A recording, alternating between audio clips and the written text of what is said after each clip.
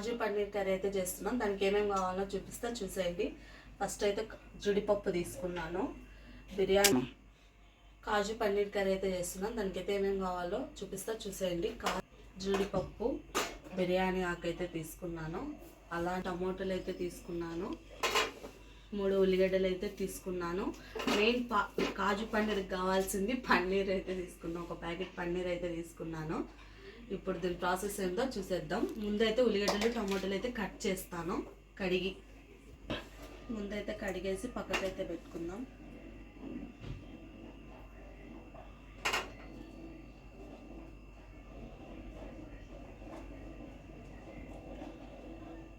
Onions అయితే cut చేసుకుందాం.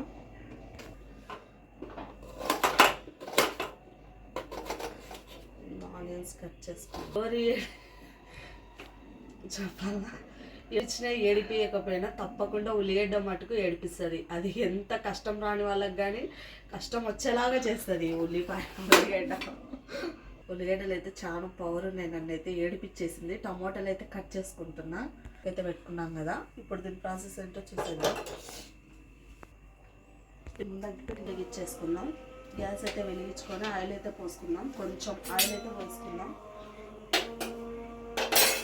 Oil అయితే వేసుకుందాం. కొద్దిగా నూనె అయితే వేసుకొని వేయించుకుందాం. ఉల్లిగడ్డలు టమోటాలు అయితే కట్ చేసి పెట్టుకున్నాం కదా, కొద్దిగా ఆయిల్ అయితే వేసుకొని వేయించుకుందాం. ముందుగా అయితే ఆయిల్ అయితే 2 బిర్యానీ ఆకులు అయితే వేస్తున్నాను. అలానే ఉల్లిపాయలు కానీ వేస్తున్నాం.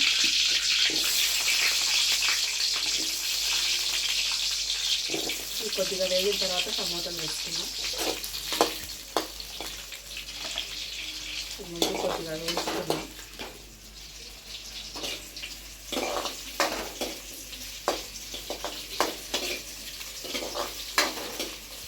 సరిపోతుంది. అలానే టమోటాలు కానీ వేసేసుకున్నాం. టమోటాలు కానీ వేగాలి కదా, అందుకు టమోటాలు కానీ వేసేసుకున్నాం.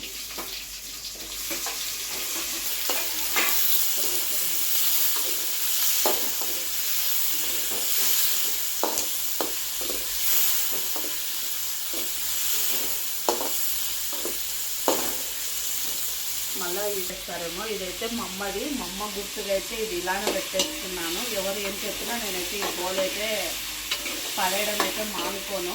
ఇది మా అమ్మ గుర్తుగా ఉంది. అందుకు మా అమ్మ ఎక్కువైతే దీంట్లోనే వంటలు చేస్తారు కాబట్టి ఈ బౌల్ అందుకే గుర్తుగా అయితే పెట్టుకున్నాను. ఇదైతే ఒక 2 నిమిషాలు మగ్గనిద్దాం.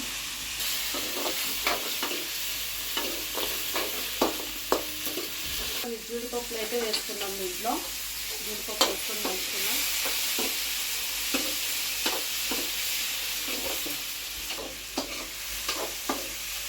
పెడతాను మళ్ళీ తిరిగి చేస్తాను.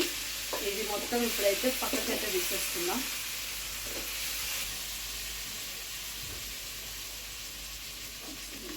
ఇప్పుడైతే ఈ మొత్తం మిక్సీ గిన్నెలోకి అయితే వేసుకొని చల్లారిన తర్వాత మిక్సీ పట్టుకున్నాం.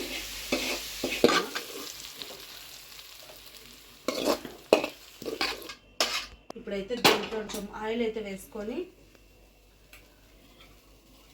దీంట్లో కొద్దిగా ఆయిల్ వేసుకొని పన్నీర్ ముక్కలు అయితే వేయించుకుందాం.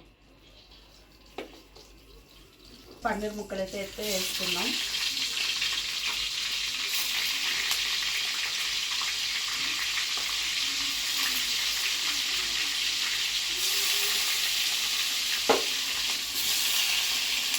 పన్నీర్ ముక్కలు అయితే వేసుకొని బాగా వేయించుకుందాం.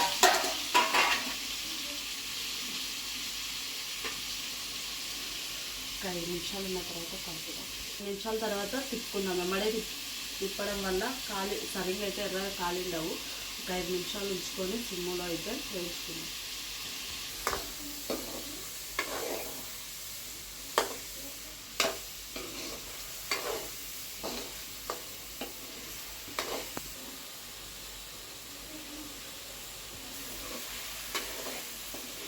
పన్నీర్ ముక్కలు అయితే వేగడం అయిపోయింది. ఇప్పుడైతే పక్కకైతే తీసేసుకుందాం.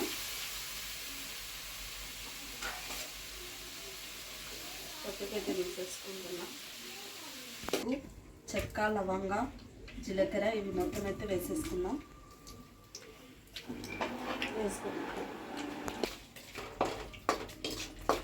ఇందాకైతే మిక్సీకి అయితే పట్టి పెట్టుకున్నాం కదా, ఇది పేస్ట్ ఇదైతే వేసేది పట్టుకునేది.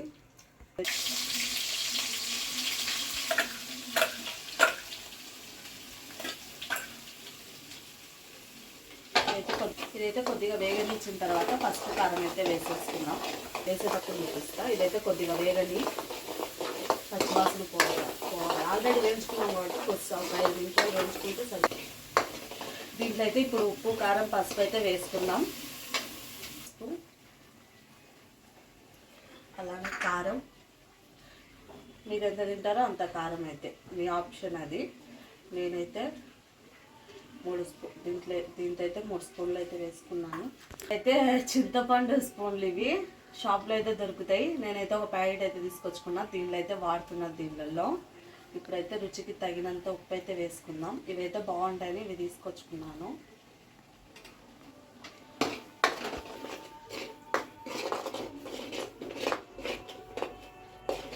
హోటల్లో అయితే దీంట్లో కలర్ అయితే వేస్తారు. లేదు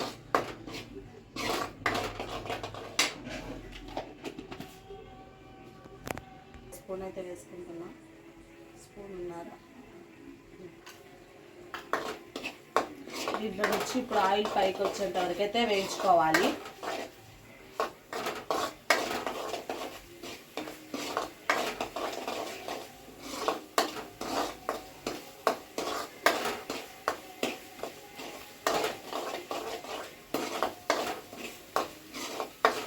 ఆయిల్ దగ్గరికి ముందుగా అయితే మన ఛానల్ ఎవరైతే చూస్తున్నారో వాళ్ళైతే లైక్ చేయండి, షేర్ చేయండి, కామెంట్ చేయండి, ఛానల్ చేయండి. ఆల్రెడీ ఛానల్ అయితే సబ్స్క్రైబ్ అయితే చేసుకోండి. ఆల్రెడీ నేను 2 ఛానళ్ళు పెట్టి ఆటోమేటిక్గా డిలేడ్ అయిపోయాయి. అవి ఏ మిస్టేక్ వల్ల డిలేడ్ అయ్యాయో నాకైతే తెలియదు. మళ్ళీ న్యూగా అయితే స్టార్ట్ చేశాను. మీ సపోర్ట్ అయితే నాకు ఎప్పటికీ ఇలానే ఉండాలని కోరుకుంటున్నాను. మీరు సబ్స్క్రైబ్ చేయడం వల్లనే నేను ముందుకైతే వెళ్తాను. ఇంకా మంచి మంచి వీడియోస్ అయితే తీస్తాను. మీకు ఎలాంటి వీడియోలు కావాలో తప్పకుండా కామెంట్ చేయండి. నేనైతే వీలైనంత వరకు చేసి చూపిస్తాను. మొత్తం అయితే పైకి వచ్చింది. దీంట్లో మిక్సీకి పట్టాం కదా, దాంట్లోనే వాటర్ అయితే వేసి పెట్టేసి ఇప్పుడైతే వాటర్ అయితే పోసుకొని ముందుగా అయితే గ్రేవీ కావాలంటే గ్రేవీ కోసం అయితే వాటర్ అయితే పోసుకున్నాను. ఇది కొంచెం దగ్గరకు పడేంత వరకు కుక్ చేసుకోవాలి.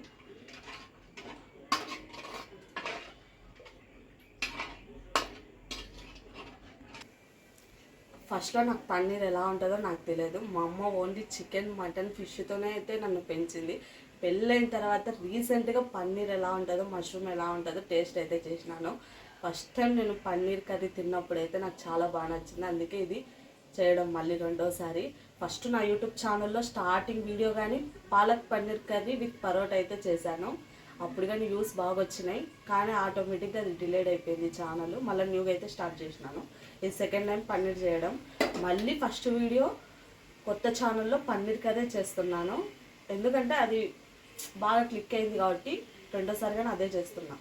ఏమంటే అప్పుడు పాలక్ పన్నీర్ చేసిన, ఇప్పుడు కాజు పన్నీర్ చేస్తున్నా.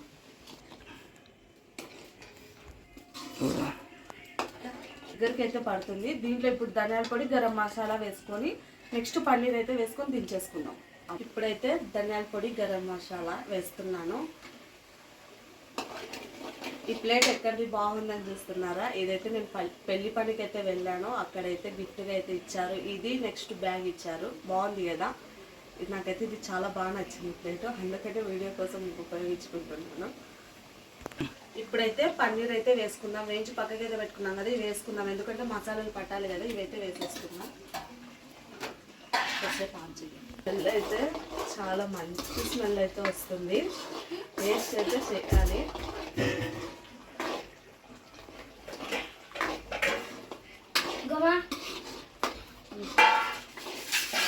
ఏం చెప్పాలి, పరోటా పన్నీర్ కర్రీలోకి అయితే నేను పరోటా కాలుస్తాను. ఇప్పుడు నాకు పరోటా అంటేనే ఇష్టం. నా ఫేవరెట్. నాకు చిన్నప్పటి నుంచి అన్నిట్లో రెసిపీ కంటే ఫిష్, పరోటా అంటే చాలా ఇష్టం.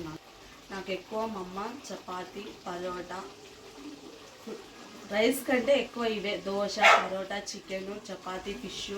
మా అమ్మ హోటల్లో పనికి వెళ్తుంది కాబట్టి నాకు ఎక్కువ అవే అలవాటు అయిపోయినాయి. అవే తీసుకొస్తుంది, అవే అలవాటు అయింది. అయితే ఇప్పుడు కానీ నాకు పరోటా అంటేనే ఇష్టము. దీంట్లో కాంబినేషన్ నేను పరోటానే కాలుస్తాను. ఇప్పుడు నాకు పరోటా అయితే చేయడం అయితే రాదు. రెడీమేడ్గా డిమార్ట్లో అయితే తీసుకొచ్చాను. నాకు ఎంత ట్రై చేసినా పరోటా చేయడం అయితే రావడం లేదు.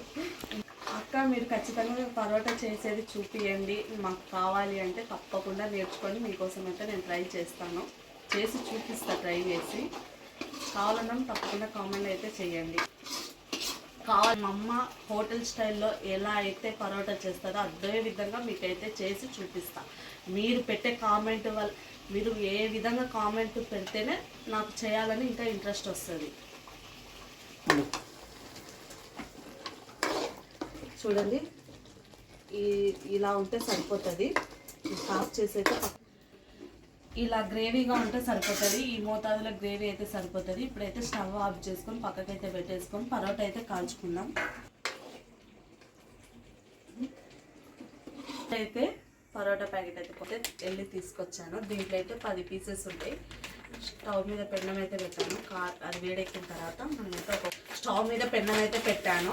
ఒక్కొక్కటి అయితే కాల్చుకుందాం. దీంట్లో అయితే 10 పీసెస్ ఉంటాయి. పెన్నం అయితే కాలింది. పరోటా అయితే వేసుకో. ఈ పరోటాని ఇలా మ్యాష్ చేసి తినడం అంటే ఎంతమందికి ఇష్టమో తప్పకుండా కామెంట్ చేయండి. నాకైతే చాలా ఇష్టం. అమ్మ కాల్చిన మడే ఇలా మ్యాష్ చేసేది, బాగా దగ్గరికి కొట్టేది, పీసులు వస్తుంది. ఇవేమంటే అంత పీసులు రాదు. అది మనం ఓన్గా మైదా పిండితో చేసుకుంటాం. ఇవి పాడవకుండా దీంట్లో ఏం కలిపి చేస్తారో అయితే ఇదైతే రాదు. అది అయితే బాగా వస్తుంది పిండి ఇది. అది కానీ ఒకసారి తప్పకుండా ట్రై చేస్తాను, మీకోసం చేసి చూపిస్తాను.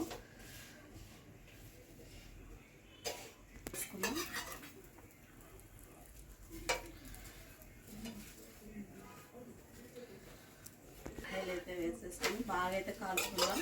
రోస్ట్గా కాల్చుకుందాం. నేను ముందే డౌన్లోడ్ చేస్తాను. ఇప్పుడు పక్కల ఆయిల్ అయితే వేసుకొని బాగా రోస్ట్గా కాల్చుకున్నాను. కావాలంటే మీరు లైట్గా మెత్తగా ఉండేలాగా ఎవరు తినే ఇష్టం వాళ్ళది. నాకైతే ఇట్లా రోస్ట్గా ఉండడం ఇష్టము. ఆల్రెడీ కాలిపోయింది. ఇప్పుడు పరోటా పక్కన తీసేసుకున్నాం. ఇంకోటి వేసి కాలుస్తాను. మొత్తం కాల్చిన తర్వాత అయితే చూపిస్తా.